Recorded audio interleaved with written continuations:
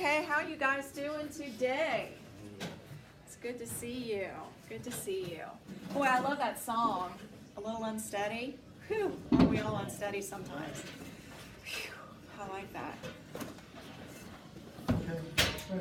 Okay, well, today I'm going to talk a little bit about choices that we make and the choices that sometimes we don't make.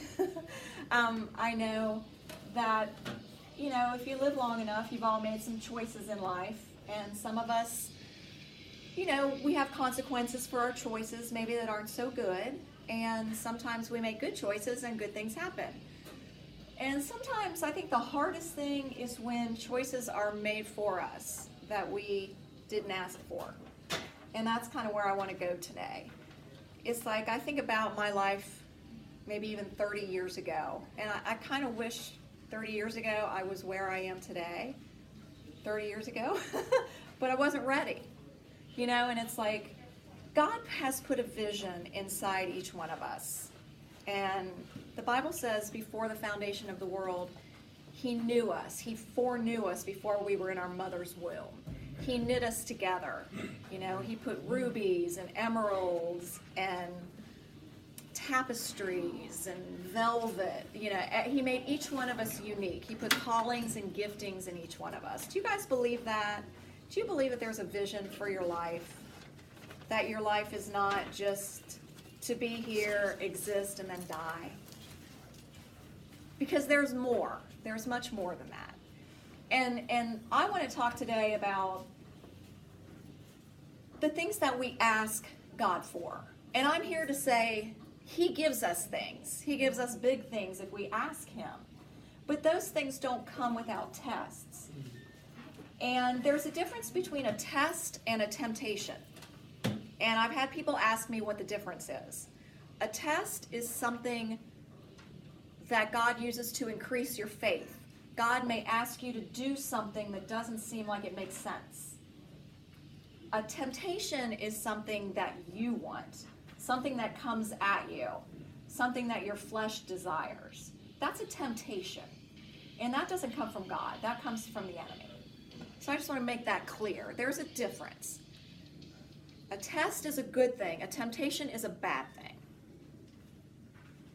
So when I was younger, God got a hold of me at a young age. Again, I talked about my parents took me to church when I was a little girl, and I thank them for that.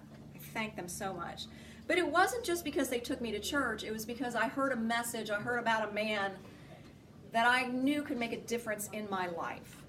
And when I grabbed hold of him, he grabbed a hold of me. But some things happened in my life that weren't so great. You know, I talked a little bit last week about kind of marrying someone that I knew that I shouldn't have. That was kind of a temptation. You know, I think the devil sometimes can use people in our lives and relationships to trip us up.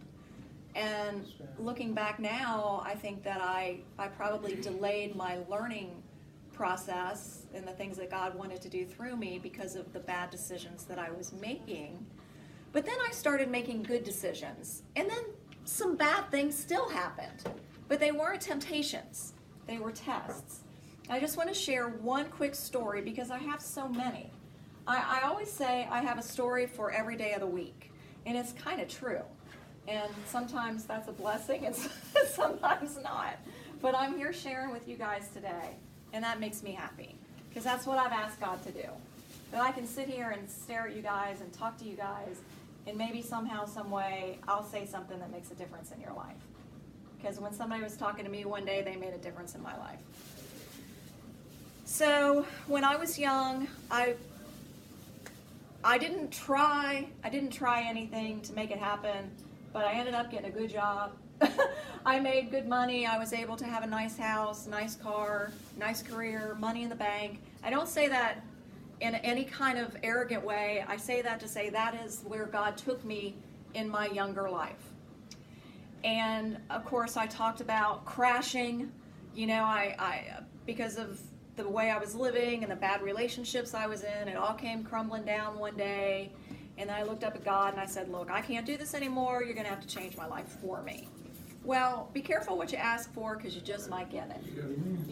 And I say that, people say that as a joke, but it's a very sobering statement. Be careful what you ask for because you need to remember that along the way. And I'm an overachiever. I've asked God for a lot of things, and He's brought a lot of things into my life that I've had to get over so I can achieve ultimately what His destiny and purpose is for my life. Because I'm not finished yet. We're not finished yet. It doesn't matter how old we are not finished yet. So I went to church one day, and our pastor was teaching a sermon called "The Seemingly Ridiculous." It's like the things that God asks you to give up, and you have no indication of why He asks you to do such things. And kind of like Abraham and Sarah. If you know anything about the Bible, Abraham and Sarah are noted for waiting 20 years to have their miracle child. Abraham and Sarah were in their 80s when God said that they were going to give birth to a son. And I don't know, but when I'm 80, I'm not going to be birthing any babies. I mean, who's in condition in their 80s to give birth? Apparently Sarah was, and so was Abraham. So God can do anything. But they weren't patient. And as the story goes, Sarah ended up giving Abraham her handmaiden to conceive a child, which was not the promised child of God. And not that child did not go on to do good things and great things for God, because God did ultimately bless that child, but he was not the promised one. See, God will put counterfeits in your path. He will put things in your path that look like they're the right thing, but ultimately in your heart of hearts, you know that it's not the right thing. Hopefully, if you're in tune with the voice of God, you'll know that I should be waiting for something that I'm not patient enough to wait for. Yeah. But ultimately, Abraham gave birth to the chosen son. Birth of a nation came. God blessed them all greatly. The point of my story is God asked me to do something that seemed absolutely ridiculous to me. And it was to leave my career. And I'm only putting the pieces together now.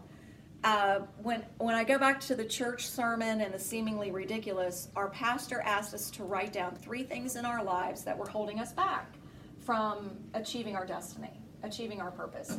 And it was just a private checklist of things, that kind of got in our way. And we have idols in our lives. Our idols can be our friends. Our idols can be television.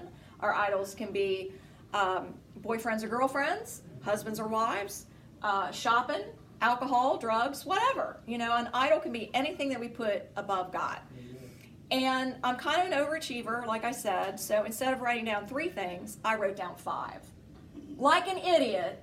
Of course, God has a great sense of humor, because if he didn't, I would have been burned up a long time ago.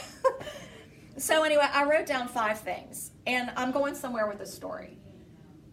I wrote down, I had a good career. I was known for that. I had a nice house. I was known for that. I had a cute little red sports car. I was known for that.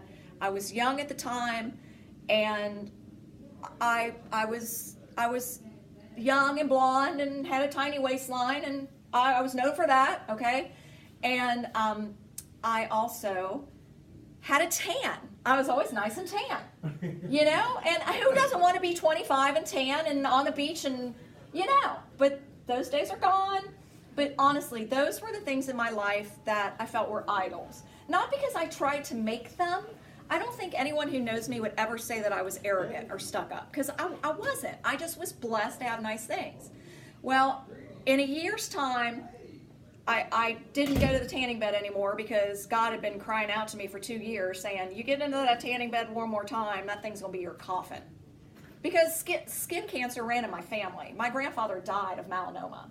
So I should have known that to begin with. So that went away. And then, so the tan was gone. And then, of course, little by little, I lost my youth. My hair wasn't so blonde anymore. My waistline wasn't so little anymore. But it doesn't matter. I'm just saying. When you're in your 30s, you don't really want to be 40. Now, I would love to be 40 again. I would do anything. No, I wouldn't. But anyway, and then I had a cute little red sports car. And, God had been telling me for 2 years, if you continue to drive this car, you're going to die in this car. I'm not kidding. That's how God talks to me. You know, it's like every time I pulled that tanning booth over me, this was before stand-up beds and spray tans.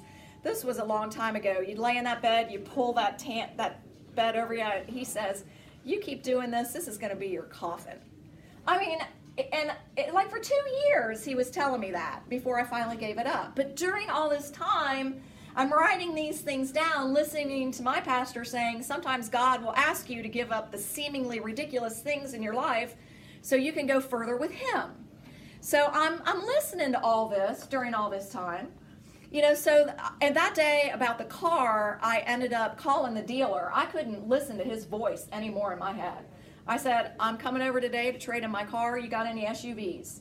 And that afternoon, I went and traded in my car, and I bought my first SUV. And I've never driven anything but an SUV since.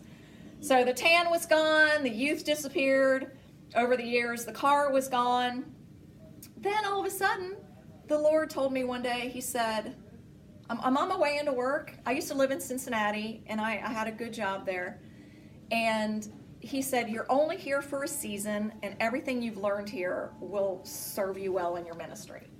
Now, I wasn't in ministry, but I knew that I wanted to be. I knew that, not in a sense, I don't want to be a pastor. I just want to talk to people. I want people to hear of my struggles because I feel like those are encouragement to you. But I don't do anything quickly. So it was another 2 years before I actually decided to leave my job. But at that time, we were restructuring and they were laying people off. And I remember going to my manager and asking them, would you please lay me off? But that wasn't how God wanted to do it. He didn't want to do it that way. So I'm like, okay, they're not going to lay me off. I decided to do, this was almost 2 years into it. I decided to do a fast. You know, and a fast is like sacrificing food, giving up something for God. So I'm like, okay, of course I'm an overachiever. I'm like, I'm going to do a 40-day fast. Who does that? 40 days. Jesus did it when he went into the wilderness. So I ate. I ate fruits and I ate vegetables and I ate grains. I said, Lord, I'm going to claim this as a purity fast. I'm going to do this. I need an answer. Do you want me to quit my job? Keeping in mind that I just built a new house. How was I going to pay my bills? How was I going to get along? Who does that? Okay, well, some people do. So anyway, 28 days into the fast, the Lord impressed in my heart, quit your job. So I did. I waited the following weekend. It was actually August 31st, 2001. Okay, what happened 11 days later? 9/11. 9/11. I had been out of my job for 11 days. 9/11 happened. I didn't even know 9/11 happened. My mother was in the hospital that day, diagnosed with kidney failure. So I didn't even know. I had got home that night from the emergency room. My best friend calls me. She's like, can you believe what's going on? I'm like, what? So she told me about 9/11. But anyway, to speed up my story, 11 days into it, I had to move my mother in with me. The world was going crazy. I'm thinking to myself, how in the world would I have still had my job and take care of my mom? You know, God had a plan. Yeah. But that was not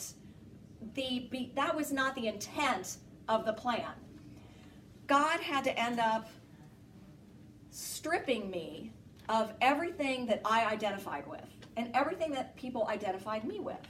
See, I don't want people looking at me thinking that in any way do I esteem myself or come across as better than anyone. You know what I'm saying? I mean, we are all on the same level, and I guess because I had all that stuff that I was attached to, you know, they say you buy things that you don't need with money that you don't have to impress people that you don't like. Now, and that's so true. I mean, back in the day, you know, I had to build the house, I had to have a sports car, not because I really needed it, but because everybody that I worked with was building new houses. And I remember on my desk, I would put, you know, the foundation they pour, and they'd put up, you know, the walls, and they'd stop over at my desk and say, oh, your house is going up, looks so good. that was all taken away from me. I don't have any of that anymore, and I don't identify with any of that anymore. And I'm not saying it wasn't a good